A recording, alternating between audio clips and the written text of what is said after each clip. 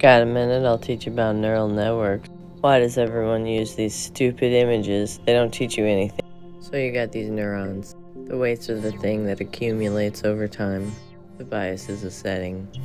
Every time we activate the neuron, we compute a weighted sum.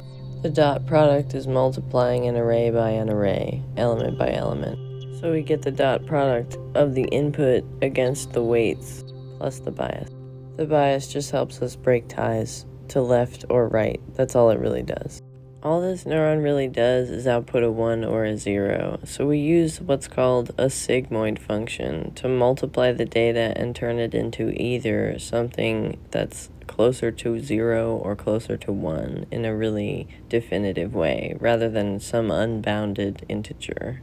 So this last part really just takes whatever number you got out of the weighted sum and puts it into a number that is between 1 and 0, so that it's like a probability.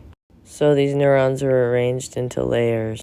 Layers are really just a container class that activates neurons. It just loops over the neurons, basically. A neural network is just a bunch of layers that get activated, so it's really just a nested loop for all the neurons. So they work together like this. All these visualizations are about the communication between the neurons, not what they do.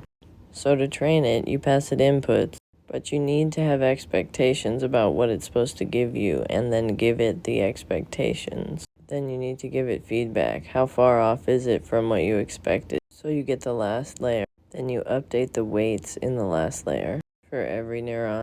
So we can teach it something like AND as an operation. The outputs are the expected outputs, right? And only the last one is AND true. So we create a neuron with random weights, create a single layer neural network, then we run the training function by showing it the training data 1,000 times.